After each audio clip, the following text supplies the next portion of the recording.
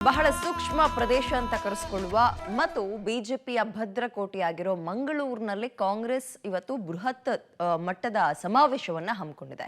ವಿಧಾನಸಭೆಯಲ್ಲಿ ಅಂತಹ ಹೇಳ್ಕೊಳ್ಳೋ ಹೆಸರನ್ನೇನು ಪಡೆದುಕೊಳ್ಳಲಿಲ್ಲ ಕಾಂಗ್ರೆಸ್ ಆ ಸಂದರ್ಭದಲ್ಲಿ. ಈಗ ಲೋಕಸಭಾ ಚುನಾವಣೆಯ ತಯಾರಿಯಲ್ಲಿ ಅಲ್ಲಿ ಸಮಾವೇಶ ಮಾಡೋದ್ರ ಮುಖಾಂತರ ಏನ್ ಸ್ಟ್ರಾಟಜಿ ಹೂಡೋಕೆ ಕಾಂಗ್ರೆಸ್ ಹಾಗಾದ್ರೆ ನೋಡ್ತಾ ಹೋಗೋಣ.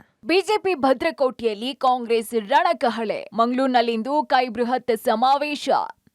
ಕಡಲತಡಿ ಮಂಗಳೂರಿನಲ್ಲಿ ರಾಜ್ಯ ಮಟ್ಟದ ಕಾಂಗ್ರೆಸ್ ಕಾರ್ಯಕರ್ತರ ಸಮಾವೇಶ ನಡೆಯಲಿದೆ.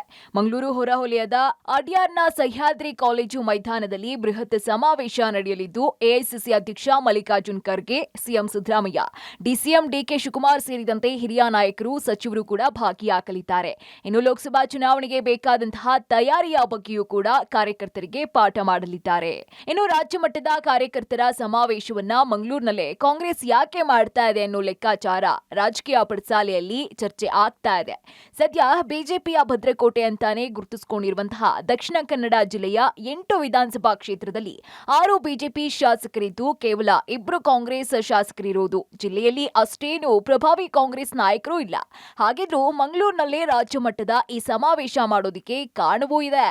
ನಾವೀಗ ಇರುವಂಥದ್ದು ಮಂಗಳೂರಿನ ಸಹ್ಯಾದ್ರಿ ಕಾಲೇಜಿನ ಗ್ರೌಂಡ್ನಲ್ಲಿ. ಈ ಒಂದು ಮೈದಾನ ಏನಿತ್ತು ಇವತ್ತು ಇದು ಸಂಪೂರ್ಣವಾಗಿ ಕಾಂಗ್ರೆಸ್ ಸಮಾವೇಶಕ್ಕೆ ಬೇಕಾದ ರೀತಿಯಲ್ಲಿ ತಯಾರಿಗೊಂಡಿರುವಂಥದ್ದನ್ನು ನಾವಿಲ್ಲಿ ಗಮನಿಸಬಹುದು. ಇದೊಂದು ರಾಜ್ಯದಾದ್ಯಂತ ಇರುವಂಥ ಕಾರ್ಯಕರ್ತರು ಯಾರಿದ್ದಾರೆ ಅವರೆಲ್ಲರೂ ಇಲ್ಲಿ ಈ ಒಂದು ರಾಜ್ಯ ಮಟ್ಟದ ಕಾರ್ಯಕರ್ತರ ಸಮಾವೇಶಕ್ಕೆ ಭಾಗಿಯಾಗಲಿಕ್ಕೆ ಇದ್ದಾರೆ. ಜೊತೆಗೆ ಪ್ರಮುಖವಾಗಿ ಎಐಸಿಸಿಯ ಅಧ್ಯಕ್ಷರಾದಂಥ ಮಲ್ಲಿಕಾರ್ಜುನ ಖರ್ಗೆ ಆಗಿರ್ಬೋದು, ಮುಖ್ಯಮಂತ್ರಿ ಸಿದ್ದರಾಮಯ್ಯ, ಡಿಕೆಶಿ ಅವರು, ಜೊತೆಗೆ ಎಲ್ಲ ಸಚಿವರುಗಳು ಬರಬೇಕು ಅನ್ನುವಂಥ ಹಿನ್ನೆಲೆಯಲ್ಲಿ ತಯಾರಿಗಳನ್ನು ಮಾಡಿಕೊಳ್ಳಲಾಗಿದೆ. ಈ ಒಂದು ಕಾರ್ಯಕ್ರಮಕ್ಕೆ ಅವರೆಲ್ಲರೂ ಭಾಗಿಯಾಗ್ತಾರೆ.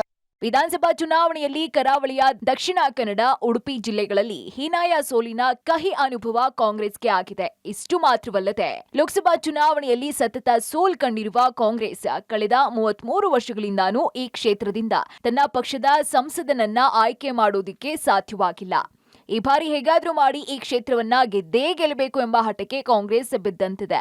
ಕರಾವಳಿ ಅಂದರೆ ದಕ್ಷಿಣ ಕನ್ನಡ ಮತ್ತು ಉಡುಪಿಯ 2 ಜಿಲ್ಲೆಗಳಲ್ಲಿ ಯಾವುದೇ ರೀತಿಯಾದಂಥ ಪ್ರಭಾವವನ್ನು ಕಾಂಗ್ರೆಸ್ ಬೀರಲಿಕ್ಕೆ ಸಾಧ್ಯ ಆಗಿಲ್ಲ. ಒಂದು UT ಖಾದರ್ ಹೊರತುಪಡಿಸಿದರೆ ಪುತ್ತೂರಿನ ಶಾಸಕ ಅಶೋಕ್ ರೈ ಇಬ್ಬರು ಈ ಬಾರಿ ಶಾಸಕರಾಗಿ ಆಯ್ಕೆಯಾಗಿರುವುದನ್ನು ಬಿಟ್ಟರೆ ಈ ಜಿಲ್ಲೆಯಲ್ಲಿರುವಂಥ 6 ಕ್ಷೇತ್ರಗಳಲ್ಲೂ BJPಯ ಶಾಸಕರಿರುವಂಥದ್ದು. ಹಾಗಾಗಿ ಇದು BJPಯ ಭದ್ರಕೋಟೆ ಅನ್ನುವಂಥದ್ದು ಮತ್ತೆ ಸಾಬೀತಾಗಿದೆ. ಹಾಗಾಗಿ ಈ ಭಾಗದಲ್ಲೇ ಇವತ್ತು ಕಾಂಗ್ರೆಸ್ ಕಾರ್ಯಕರ್ತರ ಸಮಾವೇಶ ಮಾಡಬೇಕು ಅನ್ನುವಂಥ ಹಿನ್ನೆಲೆಯಲ್ಲಿ KPCC ಇದೊಂದು ಪ್ಲ್ಯಾನನ್ನು ಮಾಡಿಕೊಂಡಿರುವಂಥದ್ದು. ರಾಜ್ಯದ ವಿವಿಧ ಜಿಲ್ಲೆಗಳಿಂದ ಇಲ್ಲಿಗೆ ಕಾರ್ಯಕರ್ತರನ್ನು ಕರೆಸ್ಕೊಂಡಿರುವಂಥದ್ದು. ಲೋಕಸಭಾ ಚುನಾವಣೆಯಲ್ಲಿ ಈ ಕ್ಷೇತ್ರವನ್ನು ಗೆಲ್ಲಬೇಕು ಅನ್ನುವಂಥ ಕಾರ್ಯತಂತ್ರವನ್ನು ಕಾಂಗ್ರೆಸ್ ಮಾಡಿರುವಂಥದ್ದನ್ನು ಇಲ್ಲಿ ನಾವು ಗಮನಿಸಬಹುದು. ಇನ್ನು ಕಾಂಗ್ರೆಸ್ನ ಪ್ರಭಾವ ಕಡಿಮೆಯಾಗಿರೋ ದಕ್ಷಿಣ ಕನ್ನಡ ಜಿಲ್ಲೆಯಿಂದಾನೇ ಲೋಕಸಭಾ ಚುನಾವಣಾ ತಯಾರಿ ಮಾಡೋದಕ್ಕೆ ಕಾಂಗ್ರೆಸ್ ಮುಂದಾಗಿದೆ. ಈ ಮೂಲಕ ಈಗಾಗಲೇ ಪಕ್ಷ ಬಲಿಷ್ಠಗೊಂಡಿರುವ ರಾಜ್ಯದ ಇತರ ಜಿಲ್ಲೆಗಳಲ್ಲೂ ಕಾಂಗ್ರೆಸ್ ಹವಾ ಹೆಚ್ಚಿಸುವ ಪ್ರಯತ್ನ ಮಾಡ್ತಿದೆ. ಎಷ್ಟು ಪ್ರಯೋಜನ ಆಗತ್ತೆ ಅನ್ನೋದನ್ನ ಕಾದು ನೋಡಬೇಕಾಗಿದೆ. ಸುಖಪಾಲ್ ಪೊಳನಿ, ಪಬ್ಲಿಕ್ ಟಿವಿ, ಮಂಗಳೂರು.